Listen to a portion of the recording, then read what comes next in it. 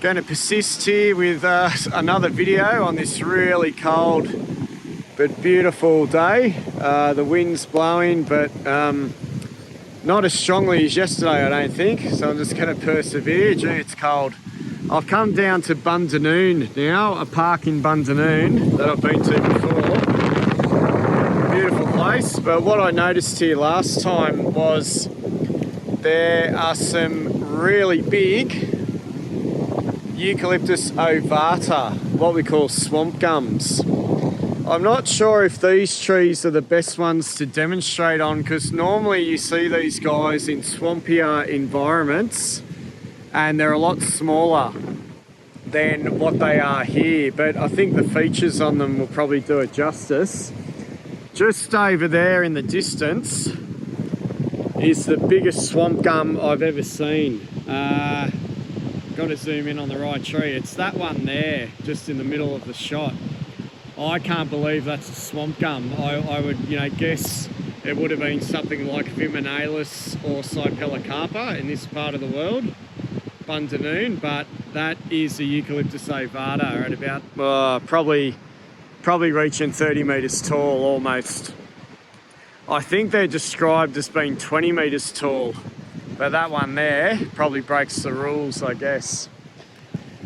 You start to look at Eucalyptus ovata and what you start to think straight away is it's a sort of red gum. It's got a red gum look to it. It's looking a bit pterodocornis, or a bit of a weird pterodocornis. When you see smaller ones, it can have a bit of a fibrous trunk at the bottom, sort of this sort of patchy sort of bark that is very hard and furrowed, but it's not quite iron barky. You can pull off sort of crumbly bits to it. It's a little bit boxy. It's a little bit pterodocornis with bigger plates. We've got some ribbons here as well. It's sort of got a very confusing bark. And sometimes when I look up the trunks, it's starting to look a little bit punctata. It's got a bit of a punctata look to it, but it's also got a bit of a red gum look to it as well as you go up the trunks here. Walking up to this tree, I'm just thinking, I reckon it's going to be Cypellocarpa, but what you start to notice is the leaves aren't as long as Cypellocarpa. They're just a shorter leaf, not quite as long. It's got a bit of an amplifolia look to it. I've just lost the sun now. It's a bit amplifolia as well. Some of the things we start to look at, here's some juvenile foliage. I'm just going to rip that off. You're getting this sort of juvenile foliage. It's got a nice smooth feel to it, a little bit on the thick side, not overly thin there. And you can just see how sort of, well, almost orbicular, or you wouldn't even call that ovate, it's sort of orbicular or broadly elliptical. Then you get some more ovate leaves up the top. If I have a smell of this stuff, it's already going really sticky. Yeah, it's got a nice genuine eucalyptus smell. There's no sort of hint of peppermint or anything like that. Yeah, very nicely eucalyptus. It's also a little bit like MacArthuri. There's a little bit of sort of a little bit of curry in there as well. Yeah, sort of curry / eucalyptus is what I'm picking up on. But this is what you're getting in the juveniles. And you think, okay, I've got a red gum looking tree. These are the juveniles. They're a little bit amplifolia, a little bit pterodocornis maybe. Maybe it's just a strange pterodocornis. If you walked away saying pterodocornis without having a good close look, I wouldn't blame you. That's the sort of look it's got. Just note the ribbons. Here's another juvenile spray of growth, just here at the bottom. And we don't get Eucalyptus ovata in Sydney. It's one that I've always got to remember and look out for in the Southern Highlands. They are called swamp gum. They do like the sort of swampy lower ground where they might grow with something like Eucalyptus smithii, on a creek line or in a gully. They might grow with a lot of melaleuca or leptospermum in this part of the world. And it's one I've always got to remember. It's one I keep forgetting about, and then I've got to remember it. They might grow with something like Eucalyptus minifera as well. And my recollection is I have had some trees where I've rubbed the bark and I've come away with white powder. So just like minifera, I think ovata is another one I put in the box where you can give the trunk a good rub, and sometimes you can get white powder, but I'm not getting it today. But I do have memories that I have had it before on some other trees. Now, just a geographic range, Eucalyptus ovata, it's a New South Wales, Victoria, Tasmania, South Australian species. In terms of Tasmania, it's all over the state. It seems to be pretty much all over, you know, you pick it up sort of in patches all over the state. Victoria, it's sort of in the southern half. You sort of roughly, if you drew a line from west to east, it's sort of in the southern half of the state. South Australia, it just gets into the eastern parts up to Adelaide, and it's also on Kangaroo Island. It's very common on Kangaroo Island. Look at this big long ribbon, my goodness. In New South Wales, it's a tablelands coast species, sort of coastal inland and the tablelands. It gets as far north as Lithgow, Oberon. That's where you can start to find it in the north. It goes west sort of as far as Canberra and areas like Crookwell, and it just comes down in a scattered distribution through the tablelands and the sort of coastal hinterland into Victoria.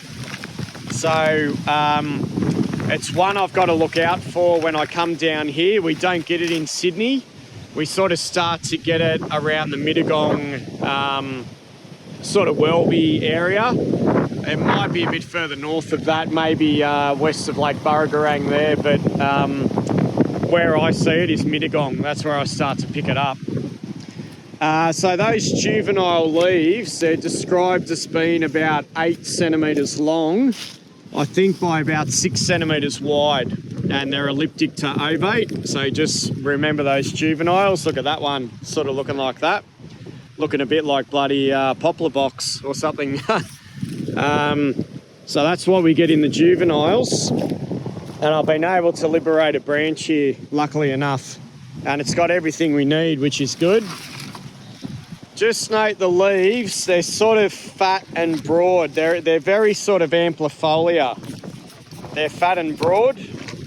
I think they can get to 18 centimetres long, and I think they're allowed to be about 5 centimetres wide. So that's a pretty, a nice genuine sort of wide leaf on these guys.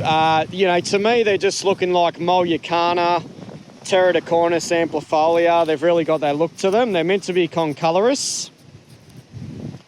If I look at that outside the phone, yeah, that's a very concolorous leaf. I'm in the dappled sun here, but that's pretty concolorous. You can get some more leaves that, yeah, sort of look like this. They're just not looking as long as Cypellocarpa. They're not as long and genuinely that big, long sort of bookmark leaf. They're sort of medium thickness, and they're a very green colour to me. They've, maybe I'll get it out in the sun and we'll have a bit of a look at it. To me, they're very green. I don't know if they've got any sort of dash of blue in them. They are a dark green. They're a nice sort of dark, and I'd be calling them sort of a Mollicana green or an amplifolia green more than sort of a bit of dash of blue in something like Pterodocornis. But people's eyes are different, I know. Yeah, to me that's a very dark green foliage. There might be a little hint of blue in it at times, but I just think it's dark green. These leaves are getting really chunky. Just look at that one. It's, that leaf would be about 5 centimetres across. So they can have nice sort of big leaves on the wide side. They're a bit uneven. They're a bit all over the shop. Remember I talked about amplifolia, how we can go from that juvenile transitional phase to the adult phase. These are a bit all over the shop. The buds of ovata are in 7s. They're in concrete 7s. And I've just made a video on Eucalyptus smithii at Mittagong there, and these look like smithii a little bit. They've got a sort of got a smithii look to them, I think, in the buds. But that's a typical, if I can get this in focus, that's typical buds of ovata. They've got a shorter operculum and a longer hypanthium. And they are described as being in concrete 7s, I'm pretty sure. There are some subspecies recognised. I don't know if they differ in the bud number, but they are generally in 7s for ovata. That's one of their features. Just trying to get a 7 budded cluster, and I just can't do that yet, but you can imagine how that would be in 7s. I think I've just got one here. It's in 6s. So there you go, that time the terminal one's missing. Yeah, I just can't manage to find any umbellastas in 7s, but I'm sure you get a good idea. Just going to zoom in on those again. Yeah, so not a very red gum looking bud.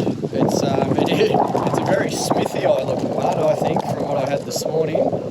You can check my Eucalyptus smithii video, but that's a very, very different looking tree, and the foliage, of course, you'll see is very different. But that's a nice, it's a nice bud anyway. Again, it's glossy, a short operculum there, so that's typical ovata. Got plenty of fruits here, which is great as well, just lower down on the same branch. And this is what the fruit look like.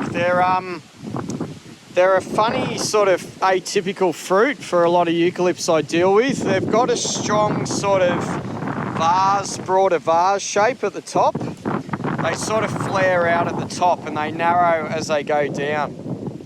And you can get your eye in for them. They just have that really strong, I guess what we call sort of cuneate shape as they come down towards the hypanthium. They're very much fatter at the top and sort of skinnier at the bottom, and that's what I always look for with ovata. They're normally pretty consistent. Normally it can be more pronounced than that. You can get a very sort of broader fruit at the top and a skinnier fruit below. I'm just going to grab this cluster here, which is sort of, to me, what I typically see for ovata. Yeah, I do find they vary a little bit, but sometimes they can just have a very distinctive looking fruit. Almost a triangular sort of horizontal part of the triangle there at the top. It's like you could draw an upside down triangle over the whole thing, is the best way I can describe it. The valves are 3 or 4. So they're sort of some okay examples, I guess. That's typically what we get. Sometimes it can just be really strongly triangular and each fruit seems to be sort of crowding in on the next one. You can see these might have 3 valves. They can have 3 or 4. If I suspect it's ovata, looking at the canopy, and it's a bit on the short side, it's a bit all over the shop. I can see the elliptical sort of juvenile leaves. The trunk's a mixture of sort of punctata and pterodocornis, and I just go hunting for these. I just go hunting for these on the ground. Normally you can find them readily, but it sometimes can be a tree, if I haven't seen it for a while, it trips me up and I stand there scratching my head going, what the hell's this one? And then it's just one of those ones I have to remember. I'm looking at these older fruit on the ground. Yeah, that's sort of what I'm more accustomed to seeing, that sort of cluster there. And that's what I'm more accustomed to seeing, that really strong flaring out at the top and the narrowing in down the bottom. A real sort of cup shape It's a triangle shape. Don't think of any other tree that you'd sort of confuse it with, really, if you just put everything together. The fruit and the buds and just the overall look of the tree. Remember, Amplifolia teraticornis, they've got much different fruit to these. And Cypellocarpa and Viminalis, they've also got much different fruit as well. But that's the ballpark you're going to go to. Just repeating that, Cypellocarpa, Viminalis, teraticornis, you're going to think it's something like that when you see it. But just look for these on the grounds. These fruits I'm holding, they'd be about maybe 7 mil long overall, and maybe about 5 mil, 6 mil wide. They're not overly large. Remember, the Cypellocarpa fruit were a lot larger. Oh, there's a 4-valved one. Beautiful. And maybe reverting back to 3 valves. So that's pretty cool. So that's our Eucalyptus ovata. Like I said, when they're smaller, they can look like punctata. They can really resemble punctata from a distance. The fruits are pretty much nothing like punctata, I would argue. They're very different. But just look for that shorter, fatter foliage. Like I said, if you think it might be Amplifolia, you'd be on the right track, but you got to get hold of the buds and the fruit. They're very different.